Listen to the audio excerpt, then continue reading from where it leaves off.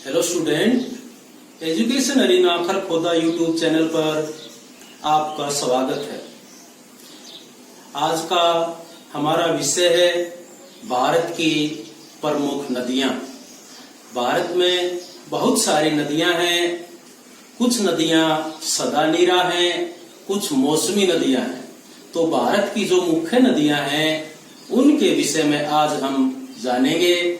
सबसे शीर्ष पर हमारी नदी है सिंधु नदी, इंडस नदी, सिंधु नदी।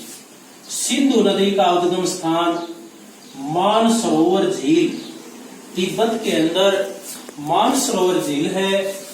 उसके पास सिनका बाग जलधारा है, वहां से निकलती है। तिब्बत में बहते हुए अपने देश के जम्मू कश्मीर में बहते हुए और ये पाकिस्तान में चली जाती है। यह भारत की प्रमुख नदी है और भारत की सबसे लंबी नदियों में से एक है। इसकी लंबाई लगभग 2900 किलोमीटर है, 2880 किलोमीटर इसकी लंबाई है एक्चुअली। फिर झेलम नदी है।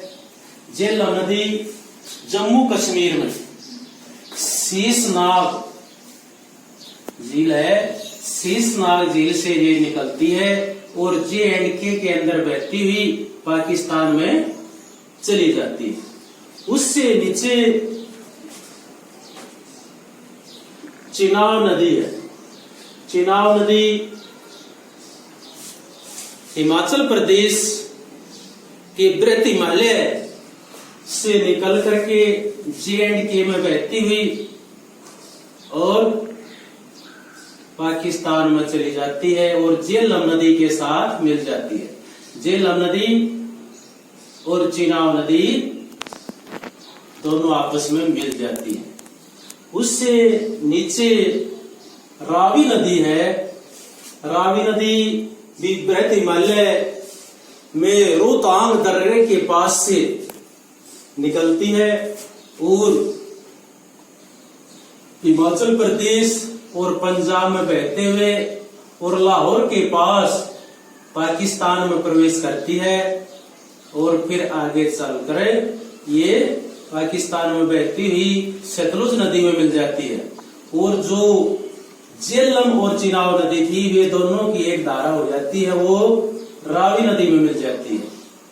फिर उससे नीचे ब्यास नदी है। ब्यास नदी भी रोहतांग दर्रे के पास से निकलती है हिमाचल से और पंजाब में आकर के ये सतलुज नदी में मिल जाती है। फिर सतलुज नदी है, यह भारत की प्रमुख नदी है। ये भी तिब्बत से निकलती है मानसरोवर झील के पास।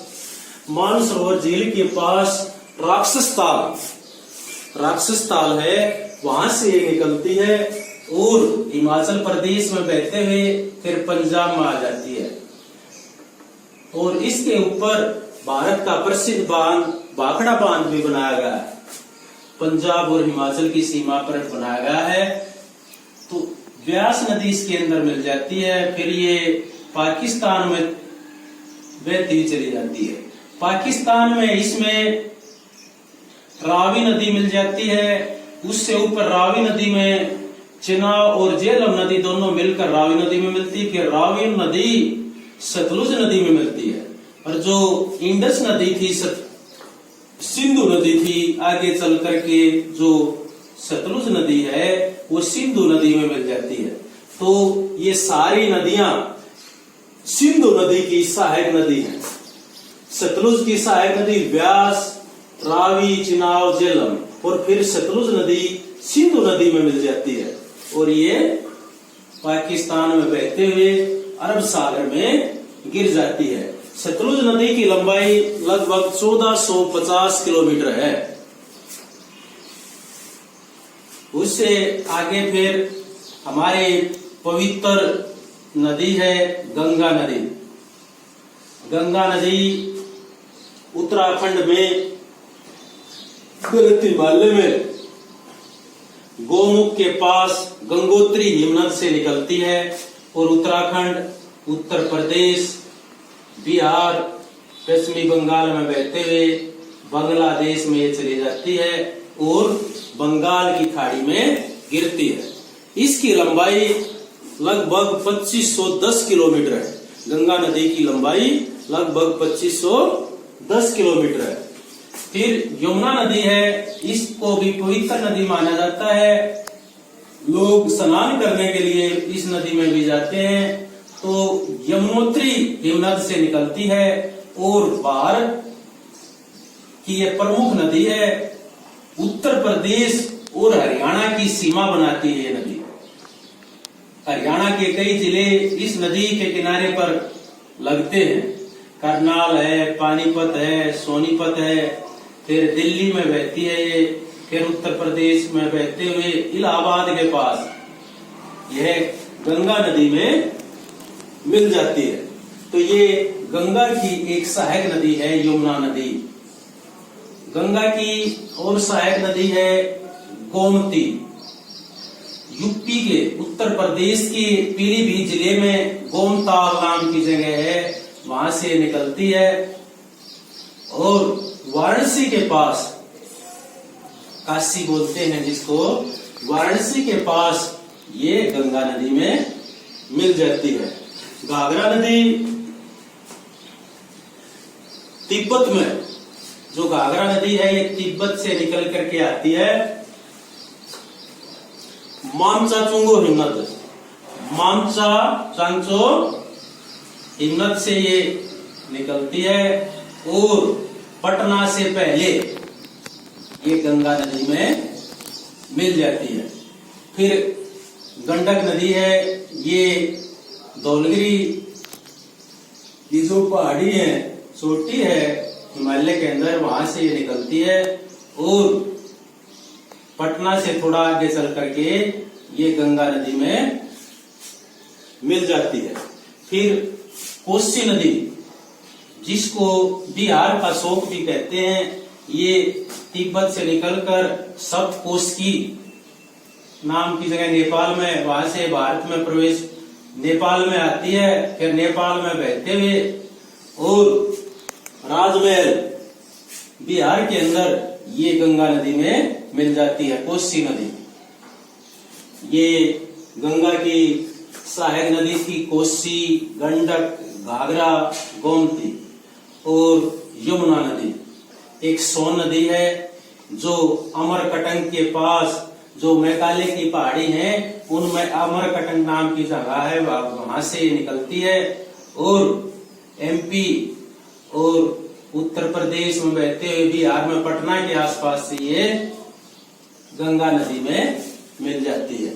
तो ये सोन नदी गंगा की सहायक नदी है। फिर चंबल और बेतवा। चंबल नदी विंध्याचल की पहाड़ियों से, मध्य प्रदेश का इंदौर जिला है, वहां पर मुंह नाम की जगह है, वहां से ये निकलती है और राजस्थान में और एमपी में बहते हुए उत्तर प्रदेश में ये यमुना नदी में मिल जाती है। ये यमुना की सहायक नदी है। बेतवा, बेतवा नदी भी विंध्याचल पर्वत के मध्य झिरी नाम की जगह है, पटना के पास, वहां से निकलती है और उत्तर प्रदेश में बहती हुई यमुना नदी में मिल जाती है। तो चंबल और बेतवा ये दोनों यमुना की सहायक नदी हैं। फिर उनसे नीचे नर्मदा नदी। नर्मदा नदी का उद्गम स्थान भी जो सोन नदी है, अनूपपुर जिला है, अमरकटक जहां पर है, अनूपपुर जिले में पड़ता है अमरकटक भी, वहां से ये मेघालय की पहाड़ियों से निकलती है और विंध्याचल और सतपुड़ा पर्वतों के बीच बहते हुए ये गुजरात से होते हुए खंभात की खाड़ी में गिर जाती है। फिर इससे नीचे दक्षिण में ताप्ती नदी है। ताप्ती नदी जो महादेव पर्वत है वहां से निकलती है। ये कहीं मध्य प्रदेश में, कहीं महाराष्ट्र में, फिर मध्य प्रदेश में बहती हुई फिर महाराष्ट्र में, फिर गुजरात में प्रवेश करती है और ये खंभात की खाड़ी में गिर जाती है। जो ये अरब सागर है ये यहाँ पर खंभात की खाड़ी पड़ती है, वहां पर नर्मदा और ताप्ती नदी। भारत की लगभग सभी नदी डेल्टा बनाती हैं, परंतु ये दोनों नदियां हैं ये ज्वार नद बनाती है। जब समुद्र में ये दोनों नदी गिरती हैं तो इनकी गति बहुत तेज होती है, अपनी घाटी को तंग और गहरा कर देती है। तो नर्मदा और ताप्ती नदी ये दोनों ज्वार नद को बनाती है। फिर गोदावरी नदी, गोदावरी नदी को दक्षिण की गंगा भी कहते हैं। यह नासिक जिला है। नासिक जिले में त्र्यंबक पहाड़ी, नासिक जिले में त्र्यंबक नाम की पहाड़ी है, वहां से निकलती है और महाराष्ट्र और आज जो तेलंगाना राज्य है और फिर आंध्र प्रदेश उसमें बहते हुए ये बंगाल की खाड़ी में गिर जाती है। फिर कृष्णा नदी है। कृष्णा नदी जो पश्चिमी घाट पर्वत है उनका हिस्सा महाबलेश्वर पर्वत, वहां से निकलती है सतारा जिले में। महाराष्ट्र का जो सतारा जिला है वहां पर महाबलेश्वर पर्वत है, पश्चिमी घाट पर्वत का हिस्सा, वहां से निकलती हुई कर्नाटक में बहती हुई और फिर तेलंगाना में बहती हुई, फिर आंध्र प्रदेश में बहती हुई ये बंगाल की खाड़ी में गिर जाती है। फिर तुंगभद्रा नदी है, ये कृष्णा की सहायक नदी है। ये पश्चिमी घाट पर्वत से निकल करके और कर्नाटक में बहते हुए और फिर आगे आंध्र प्रदेश तेलंगाना में जाकर के ये कृष्णा नदी में मिल जाती है। हमारी साउथ में नदी है कावेरी नदी। कावेरी नदी जो पश्चिमी घाट पर्वत है उसके ब्रह्मगिरी से निकलती है, ब्रह्मगिरी से निकलती है और तमिलनाडु में बहते हुए ये बंगाल की खाड़ी में गिर जाती है। कावेरी नदी की लंबाई लगभग 800 किलोमीटर है। तो जो दक्षिण की नदी है जिसको दक्षिण की गंगा कहते हैं गोदावरी नदी, ये लगभग 1465 किलोमीटर लंबी है और दक्षिण भारत की सबसे लंबी नदी है ये गोदावरी नदी। इसको पवित्र नदी माना जाता है, दक्षिण की गंगा कहते हैं इसको। महानदी, महानदी छत्तीसगढ़ में बहते हुए और उड़ीसा से होते हुए फिर बंगाल की खाड़ी में गिर जाती है। ये महानदी प्रसिद्ध नदी है भारत की। संसार का सबसे लंबा बांध हीराकुंड बांध इसी नदी पर बनाया गया। लगभग 5 किलोमीटर लंबा बांध, 4.8 किलोमीटर लंबा, लगभग 5 किलोमीटर लंबा बांध जो संसार का सबसे लंबा बांध है वो इसी नदी पर बनाया गया। फिर दामोदर नदी, दामोदर नदी को शोक नदी कहते थे। इसकी जो सहायक नदी थी पंचेट, तलैया, सोनार, मैथान, उनमें भयंकर बाढ़ आती थी। ये छोटा नागपुर से निकलती है और बिहार झारखंड के अंदर भयंकर तबाही मचाती थी ये नदी, तो इसको शोक नदी कहते थे। अब इसकी जो सहायक नदी हैं उन पर बांध बना दिए गए हैं, तो अब बाढ़ में काफी फर्क पड़ा है, इतनी बाढ़ अब इसमें नहीं आती। तो ये छोटा नागपुर पर बहते हुए फिर पश्चिमी बंगाल में होते हुए और बंगाल की खाड़ी में गिर जाती है। भारत की सबसे लंबी नदी ब्रह्मपुत्र नदी, ये भी मानसरोवर झील के पास, मानसरोवर झील है तिब्बत के अंदर, वहां उसके पास से चेमायुंग वूंग नाम की जगह है, ठीक है, वहां से निकलती है। तो इसका ढाल वहां पर कम है, सांप की तरह बल खाते हुए टेढ़ी मेढ़ी यहाँ पर चलती है तिब्बत में, तो सांगपो के नाम से जानते हैं इसको। तिब्बत में सांगपो नदी, सापो नदी के नाम से जानते हैं, ठीक है। जब नामचा बरवा पर्वत के पास ये तीखा मोड़ लेकर अरुणाचल प्रदेश में प्रवेश करती है तो इसका नाम दिहांग हो जाता है। क्या नाम हो जाता है? दिहांग। अरुणाचल प्रदेश में इसमें लोहित और देवांग नदी और मिल जाती है। लोहित और देवांग नदी जब इसके अंदर मिल जाती है तो इसका नाम ब्रह्मपुत्र हो जाता है। असम के अंदर इसको ब्रह्मपुत्र के नाम से जानते हैं। और मेघालय में ये प्रवेश नहीं करती, असम में बहते हुए बांग्लादेश में आ जाती है। बांग्लादेश में इसको जमुना, पद्मा और फिर ये गंगा नदी के साथ मिल जाती है। तो दोनों की संयुक्त धारा को, गंगा और ब्रह्मपुत्र की जो संयुक्त धारा है उसको मेघना के नाम से जानते हैं। तो ये दोनों मिलकर के बंगाल की खाड़ी में गिर जाते हैं। तो आज हमने भारत की प्रमुख नदियों के विषय में जाना। ये जो सबसे लास्ट में बताई है ब्रह्मपुत्र नदी, ये भारत की सबसे लंबी नदी, इसकी लंबाई 2900 किलोमीटर है।